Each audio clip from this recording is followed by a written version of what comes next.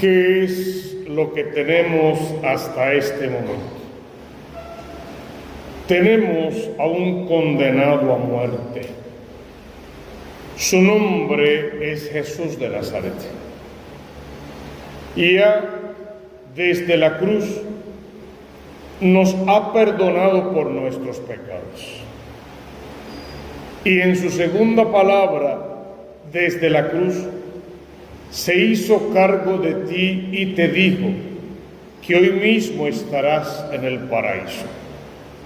Claro, con el arrepentimiento debido y el estilo de vida en santidad.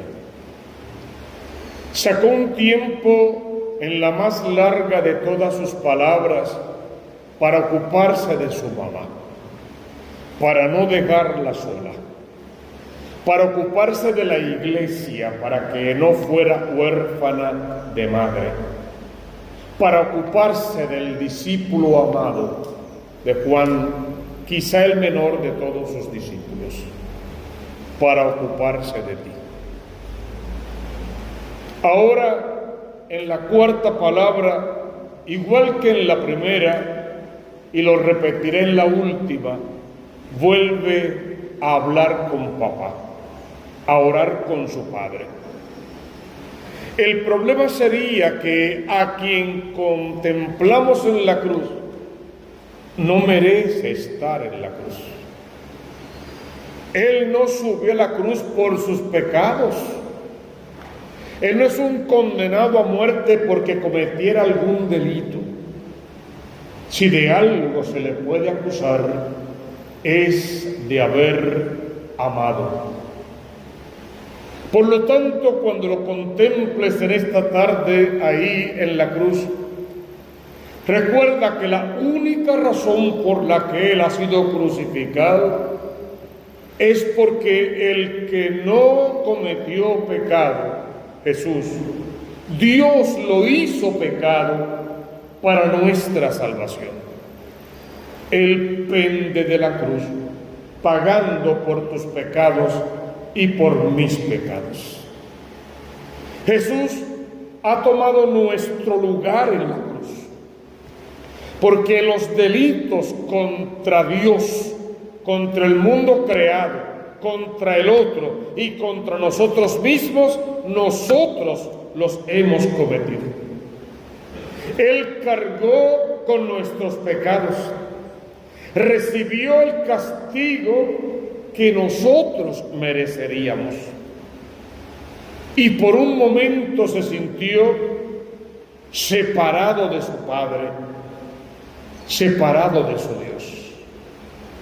Fíjate que hasta ahora Él solía llamarlo Padre, Abba, Papá, pero en esta palabra le dice con todas las letras: Dios mío,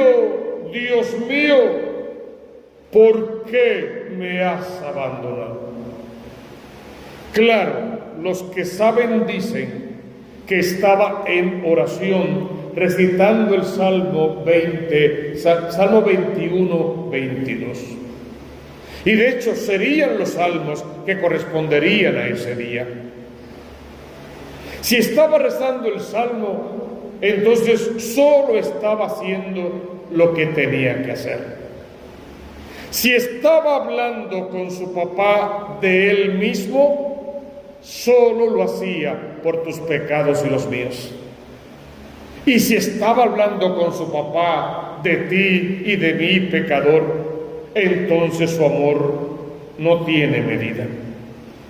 Porque seguramente cualquiera de nosotros en esas circunstancias estuviese profiriendo amenazas contra Dios, contra el otro y contra todo el mundo. Y Él, una vez más y en oración, vuelve a acordarse de ti. Sentía la separación entre su padre y él, a quien antes había llamado papá, Abba, con quien se retiraba regularmente a orar, a hablar, y no hacía nada sin contar primero con papá. Y de momento se siente por Dios abandonado, por Dios completamente dejado de lado. Jesús ya había hablado de su muerte en múltiples ocasiones. Sabía que sufriría y sería clavado en la cruz, lo que en realidad le producía escalofríos. Era el pensamiento de lo que podría significar la separación con su Padre Dios. Pero eso no lo hacía pensando en Él, porque Él, Dios y hombre verdadero es.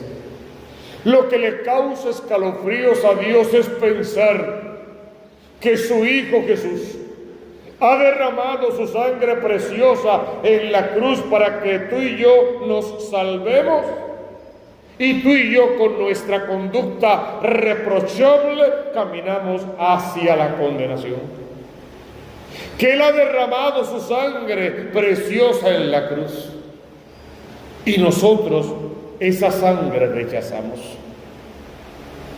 Siempre contamos esta historieta. Había un hombre muy enfermo, grave, iba a morir. Y de momento el médico dice: necesitamos una transfusión de sangre. Eso lo podría salvar. Sus familiares hicieron lo posible y lo imposible hasta que encontraron la sangre necesaria. La trajeron para transfundirlo y sin embargo despertó de momento. Y había que pedir su consentimiento. Y le dijeron: conseguimos la sangre, vamos a hacer la transfusión. No, de ninguna manera, yo no quiero esa sangre no me pertenece, no quiero la transfusión. Pero te vas a morir, que no me importa, no quiero participar de ese ejercicio. Uno diría: pero qué estupidez, qué tipo tan terco, qué malagradecido ese individuo. Es que en breve participaremos del acto de la Eucaristía. Es el único día en el año que no se celebra la Santa Misa, pero sí vamos a comulgar. Y al comulgar creemos en fe que recibimos cuerpo y sangre de Cristo. Es que en un momento más vamos a sufrir una transfusión de sangre, directo del corazón de Cristo a tu corazón, de su vida a tu vida. Y podemos dividirnos en grupos.